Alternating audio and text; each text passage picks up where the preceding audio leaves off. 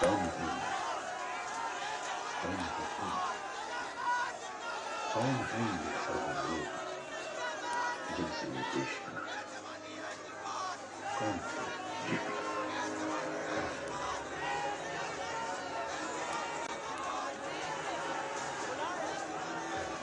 अच्छा लीजिए भैया, डाल दो, सब डाल दो भैया भैया।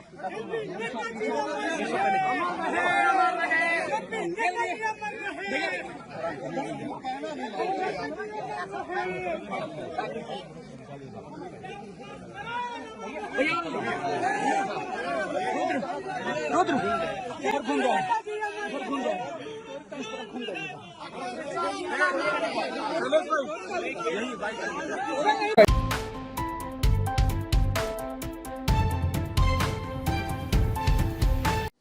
नमस्कार, मैं हूं आपके साथ अंजलि और आप देख रहे हैं अमेठी क्रांति। तो चलिए शुरुआत करते हैं आज की प्रमुख खबर से। जैसे पहले कार्यक्रम समाजवादी लोग करते रहे हैं, उसी तरीके से आज जयप्रकाश जी को संपूर्ण क्रांति के नायक के जन नायक नेता के लिए हर वर्ष हम लोग आज की तारीख में आते थे।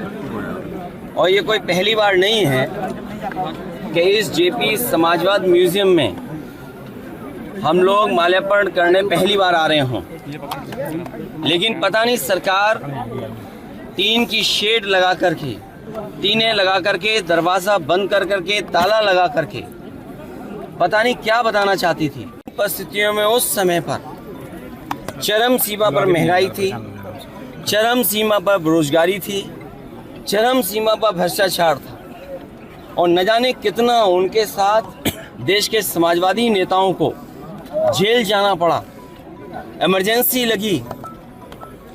और जिस समय वो पीजीआई अस्पताल में थे, उस समय जो उन्होंने जेल डायरी लिखी, उसमें लिखा कि मैं कैसे सोच सकता हूँ एक लोकतांत्रिक देश में इमरजेंसी लग जाएगी।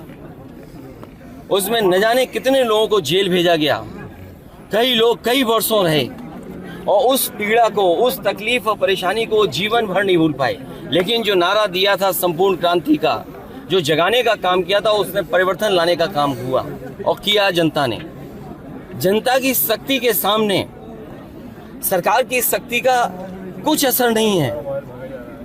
मुझे दुख इस बात का है कि पुलिस लगा करके यहाँ रोक रहे हैं, अधिकारी इस बात के लिए तैयार नहीं है कि किससे पूछें। तो कम से कम ये देश की और प्रदेश की जनता जाने और लोग जाने आखिरकार कौन रोक रहा है, कौन रोक रहा था। इसलिए मजबूरी में जिस तरीके से हर बार माल्यार्पण करने हम समाजवादी लोग आते थे, मुझे याद है जब उद्घाटन हुआ था, नेताजी यहाँ आए थे, नेताजी से मैंने उद्घाटन करवाया था। एकमात्र देश में समाजवादी नेता के लिए एक ऐसा म्यूजियम बना जिसमें उसके जीवन के बारे में लोग प्रेरणा ले सकते हैं। जो आंदोलन उन्होंने चलाए थाली बजा करके, वो उससे प्रेरणा ले सकते हैं कि सरकार के खिलाफ और लोकतंत्र में कैसे आवाज उठाई जा सकती है। आप आवाज दबाने का काम कर रहे हैं उन समाजवादियों को, उन आने वाली पीढ़ी को जो देश के लिए कुछ करना चाहते हैं, सपना देखा है उन्होंने। ये वही म्यूजियम है जो पूरे उनके जीवन के बारे में बताता है, उसको बंद कर रहे हैं।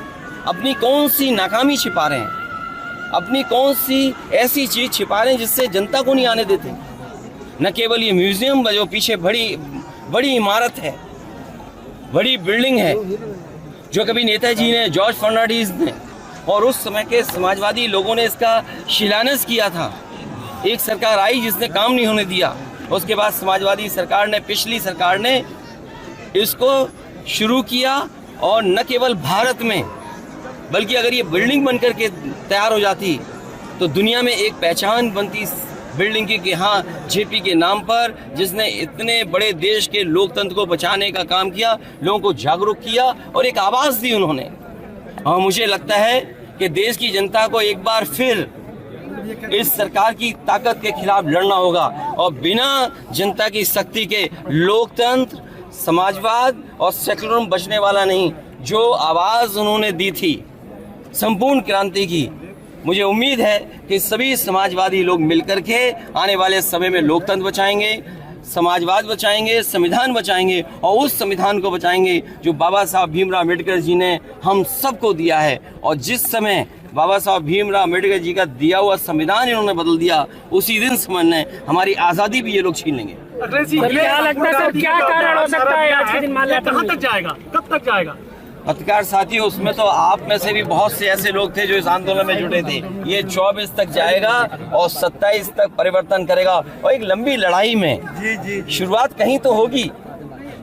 एक लंबी लड़ाई में जो 140 करोड़ का देश है, एक लंबी लड़ाई है। अगर हम दुनिया के पैमाने पे देखें, हमारी शिक्षा कहाँ है, हमारे यहाँ आपके स्वास्थ्य सेवाएं कहाँ हैं, बेरोजगारी चरम सीमा पर। तो ये इतने बड़े देश के लिए अगर आज सोचेंगे तो मैं समझता हूँ अगर सपना देखेंगे सब लोग तो पूरा एक दिन जरूर होगा।